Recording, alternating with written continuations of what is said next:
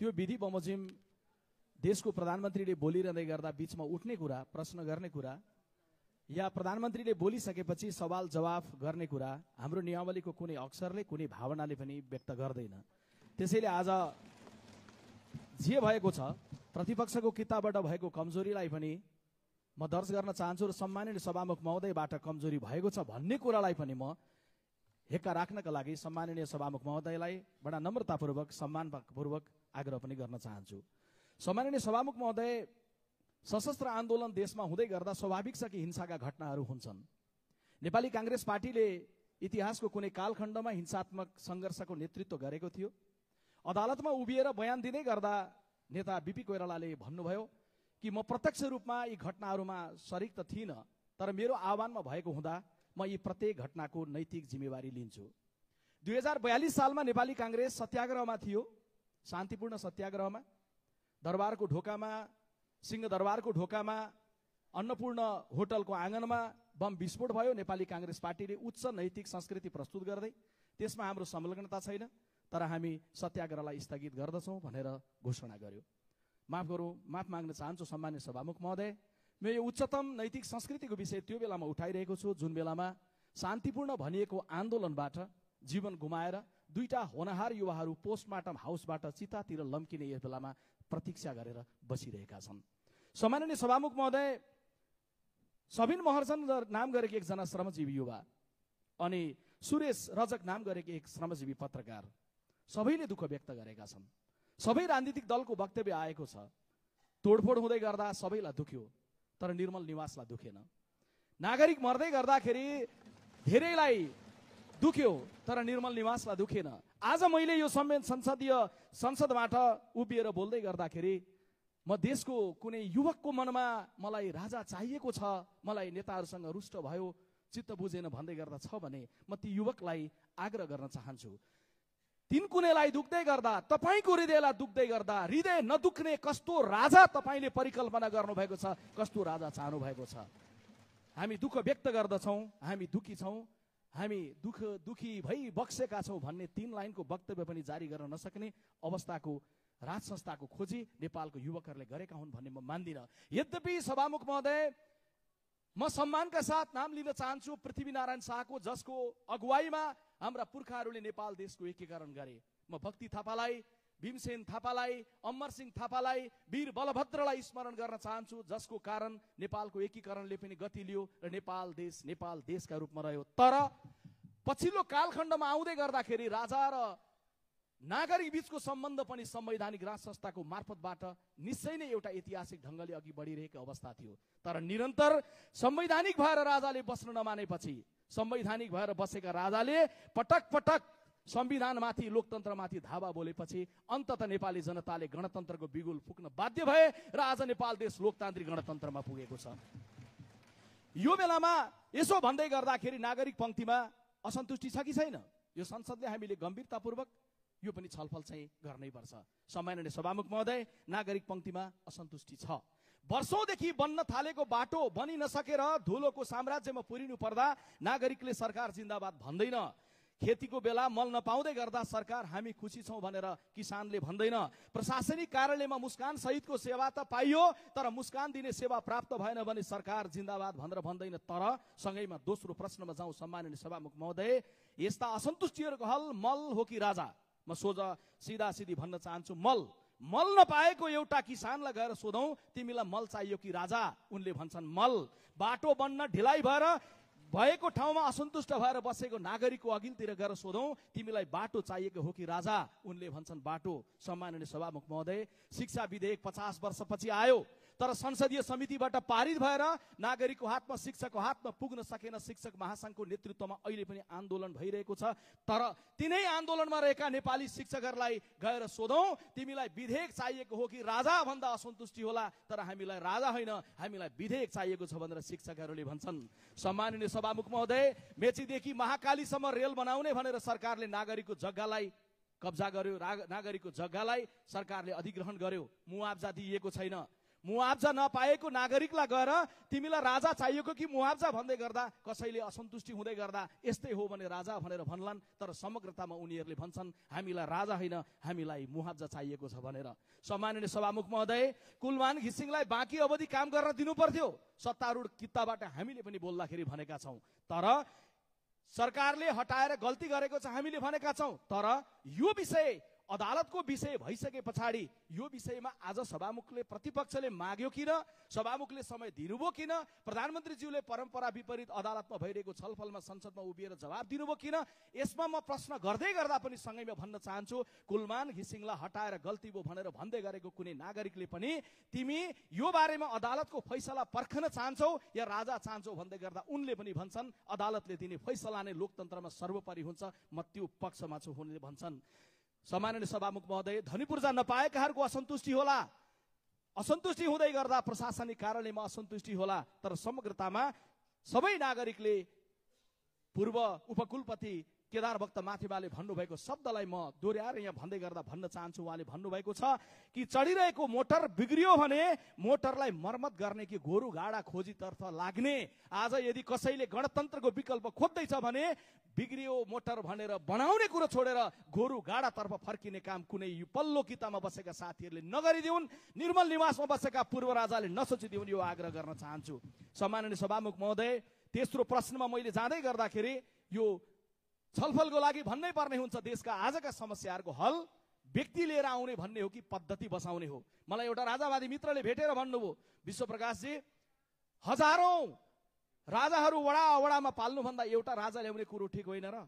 मैले उहाँलाई भने गद्दीमा एउटा राजालाई ल्याइसकेपछि सबै कुराको हल हुन्छ? उनले भने हजारौं वडामा राजाहरू बोक्नुभन्दा एउटा राजा गद्दीमा राखेपछि हल हुन्छ। मैले उनलाई प्रश्न गरेँ, सभामुख महोदय, एउटा भाष्य सामाजिक सञ्जाल मार्फतबाट नागरिक पंक्तिमा के बनाउन खोजिएको छ भने असन्तुष्टिको जगमा त्यसलाई भजाएर के प्रयत्न गर्न खोजिएको छ भने यो देशमा राजै राजा भए, वडामा राजा भए, यी सबलाई विदाई गरेर गद्दीमा एउटा राजा राखेपछि सबै समस्याको हल हुन्छ। त्यो भन्ने मित्र जो हुनुहुन्थ्यो मलाई राजा एउटा गद्दीमा राखौं, हजारौं वडाका राजाहरूलाई हटाउँ भन्दै गर्दा मैले उनलाई सोधेँ, ठिक छ गद्दीमा एउटा राजा लिएर आएपछि यो देशको कुनै वडामा कुनै कुनामा एउटा नागरिकले नागरिकताको सिफारिस गरिदिउँ भनेर आयो भने के गर्ने?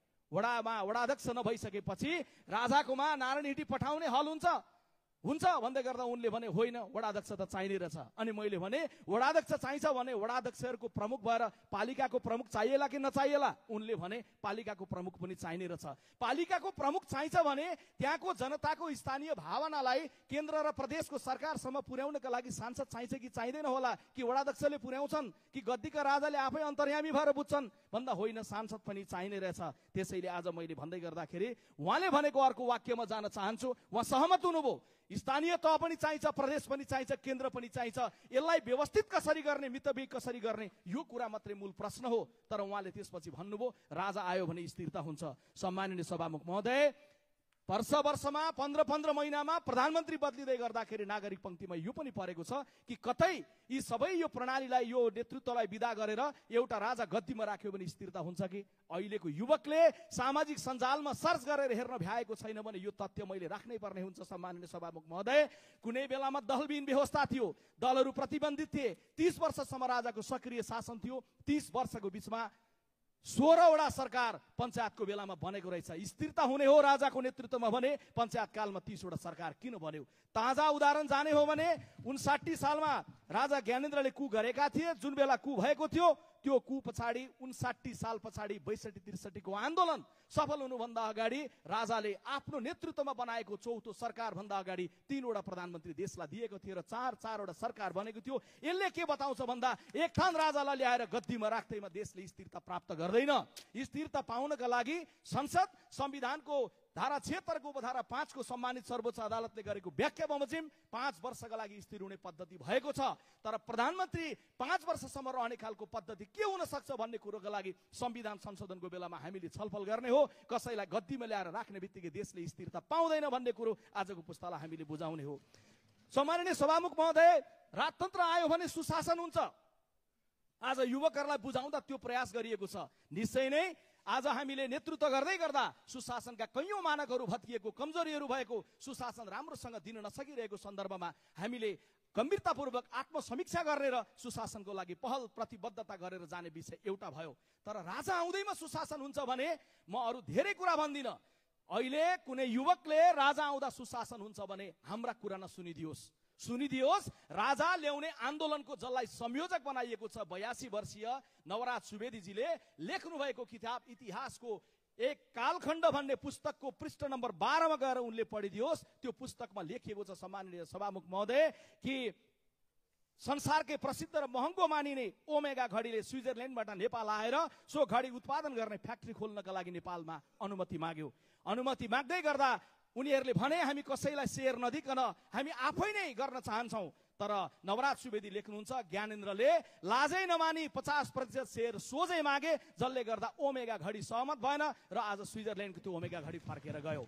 सम्माननीय सभामुख महोदय, म फेरि दोहोर्याउन चाहन्छु, सुन्दै हुनुहुन्छ राजा ल्याउनु पर्छ भन्नेहरू भने सुनिरहनु भएको छ, सुन्नु भएको छैन भने दोहोऱ्याएर भन्न चाहन्छु, तपाईहरूले राजा ल्याउने भनेर जसलाई संयोजक बनाउनु भएको छ उनै नवराज सुवेदीको पुस्तक भित्रबाट पृष्ठ 12 बाट मैले उल्लेख गरेर ज्ञानेन्द्रको चित्र र चरित्रलाई तपाईहरु समक्ष राखेको छु। अनि उनैलाई लिएर आइराखेर देशमा सुशासन प्राप्ति हुन्छ भन्ने भ्रम आजको पुस्तालाई दिने जे प्रयास छ त्यसलाई पनि म चिरफार गर्न चाहन्छु। सम्माननीय सभामुख महोदय, यति भनिसके पछाडि नागरिक पंक्तिमा युवामा रहेको एउटा भ्रमको बारेमा पनि म राख्न चाहन्छु। त्यो भनेको के हो भने राजालाई लिएर आयो भने यो देशको विकासको गति हुन्छ। निश्चय नै विकासको गति हामीले सोचे जस्तो पर्याप्त हामीले गर्न सकेका छैनौं।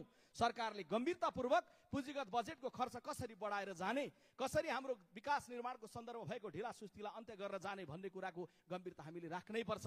तर सभामुख महोदय, 15 गतेका दिन तिनकुनेको तोडफोड हुनुभन्दा 1 घण्टा अगाडि एसई को परीक्षा सकिँदै गर्दा एसई दिएका ती लाखौं विद्यार्थीले सम्झियो भने अघिल्लो रात उनीहरूले बिजुली बत्तीको उज्यालोमा एसई को तयारी गरेका थिए। किनभने सभामुख महोदय, आज 94% नेपालीको घरमा बिजुली बत्ती पुगेको छ। कुनै बेला राजाको पालामा राजाको सक्रिय शासन भएको बेलामा हामीले एसई दिँदै गर्दा टुकी मुनि बत्ती बालेर टुकीको बत्ती मुनि एसई दिएका थियौं सभामुख महोदय। किनभने त्यो बेलामा केवल 9% नागरिकको घरमा मात्रै बिजुली बत्ती पुगेको थियो। सभामुख महोदय, राजाले शासन गरेको त्यो सक्रिय प्रणालीको बेलामा 36% नेपालीको घरमा बिजुली बत्ती पुगेको थियो, 36% नेपालीको घरमा पानी पुगेको थियो। आज 81 सालमा आइपुग्दै गर्दा 95% मा पानी पुगेको छ। बिजुलीको उत्पादन त्यो बेला हुँदै गर्दा केवल 227 मेगावाट थियो राजाको पालामा, आज 3241 मेगावाट भएको छ र पछिल्लो लोकतान्त्रिक प्रणालीमा गइसके पछाडि विद्युत उत्पादनको मात्रा बढेर गएको छ। राजाले त्यो बेलामा सक्रिय शासन गरेको बेलामा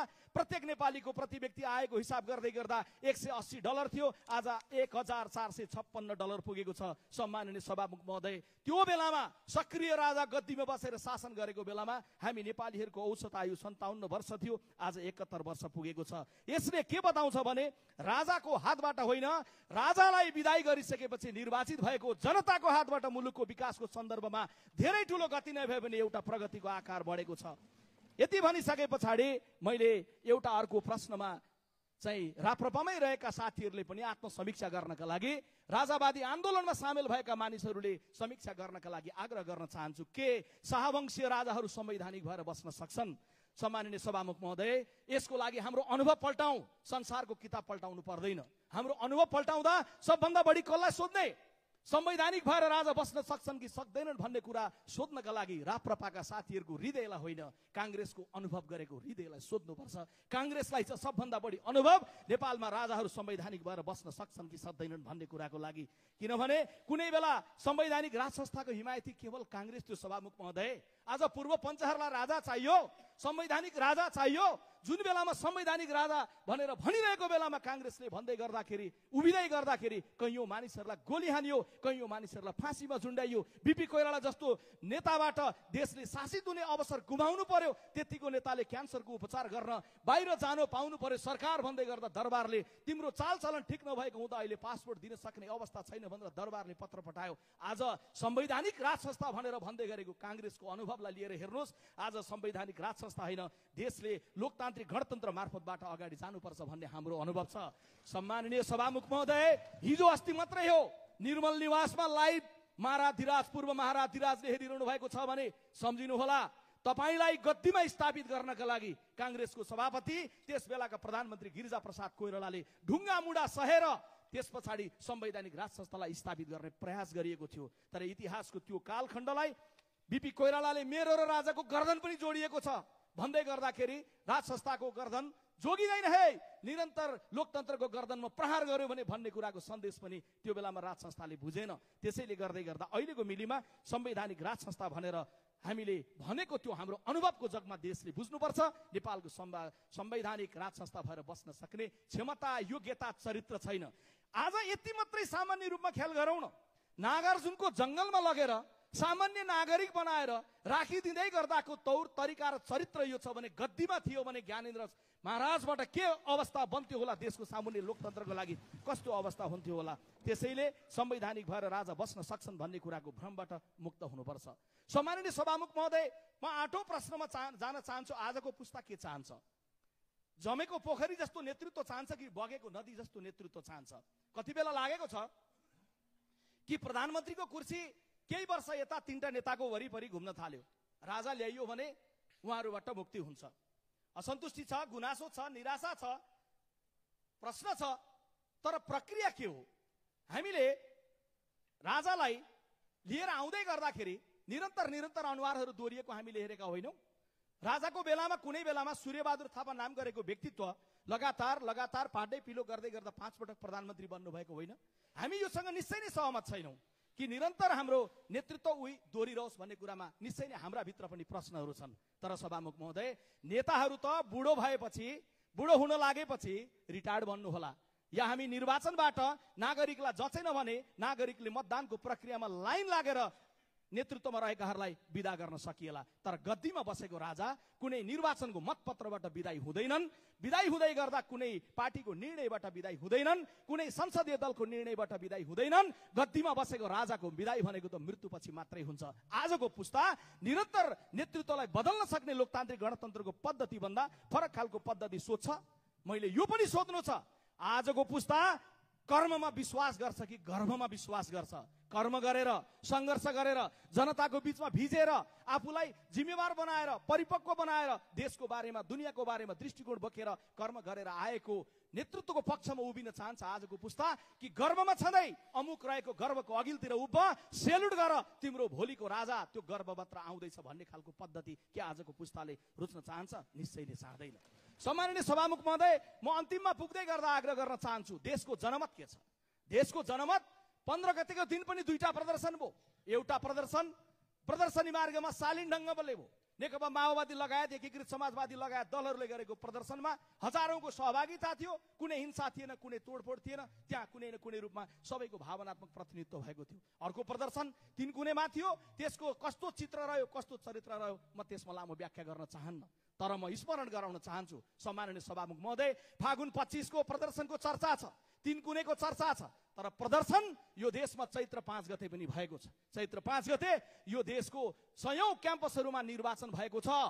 गणतन्त्र होइन राजतन्त्र ल्याउनु पर्छ भन्नेहरूले अरू केही पर्दैन। राप्रपाको अध्यक्षजीको फेसबुक पेज पल्टाएर हेर्नुस्, त्यहाँनिर कलेज जित्दै गर्दा गणतन्त्रको पक्षमा कति जिते, देशको जनमत के छ भन्ने पुष्टि हुन्छ। त्यहाँ देख्नुहुन्छ एकजना दारी पालेको युवकको तस्बिर टाँच्नु भएको छ राप्रपाको अध्यक्षले, अनि लेख्नु भएको छ राप्रपाको नजिकको राप्रपी संघको तर्फबाट फलानो कलेजमा निर्वाचित भएको सोभियुको सभापति। झापाको एउटा कलेज जहाँ 40 विद्यार्थी थिए, मत गिरेको 37, 26 मत ल्याएर विजयी हुनुभयो।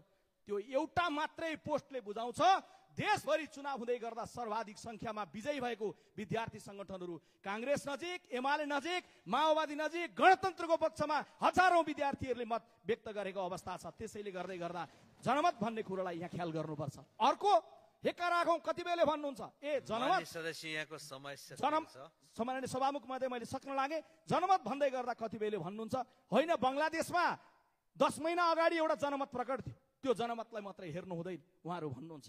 निश्चय नै सम्माननीय सभामुख महोदय, हामी त्यस विषयमा हामी गम्भीर छौँ, तर बिर्सिनु हुँदैन। बंगलादेशको अवस्था र हाम्रो अवस्थाको बीचको फरक बिर्सिनु हुँदैन।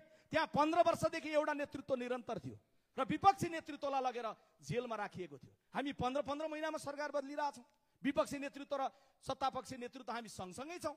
हामीले यो तथ्यलाई बिर्सिनु हुँदैन। अनि बंगलादेश भनेर भन्ने हो भने बिर्सिनु हुन्न। बंगलादेशको नमुना अस्ति 3 कुनेमा देखियो। यो देशको सचेत कुनै बौद्धिक या सामान्य कुनै नागरिकले पनि तिन कुनै प्रकृतिको घटना के दोहोरिएको देख्न चाहन्छ? कोही पनि त्यो प्रकृतिको घटना देख्न चाहदैन। सम्माननीय सभामुख महोदय, यो बेलामा त्यसैले म लेखक बसन्त बस्नेतले भनेको वाक्यलाई उद्धृत गर्न चाहन्छु, लौ भो चाहिएन बङ्गलादेश। त्यसैले यो बेलामा अन्तिममा म आग्रह गर्न चाहन्छु सम्माननीय सभामुख महोदय, एउटा कल्पनाको चित्र राख्न चाहन्छु। त्यो भनेको के हो भने, कल्पना गरौँ राजालाई गद्दीमा ल्याएर राखियो, गद्दीमा ल्याएर राखिएको राजा आइसके पछाडि राजाले सोचे अनुसार, राप्रपाकै साथीहरूले सोचे अनुसार शासन प्रणाली अघि जान थाल्यो। 10 महिनापछि, वर्ष दिनपछि असन्तुष्टिको नयाँ आँधी आयो भने श्री पशुपतिनाथले हामी सबैको कल्याण गर्लान्। सम्माननीय सभामुख महोदय, तर त्यो कल्याण गर्नेहरूको लिस्टमा पूर्व राजाको नाम हुन सक्छ कि सक्दैन? निर्मल निवासमा ठण्डा दिमागले बसेर पूर्व राजाले सोचिदिउन्। धन्यवाद। जय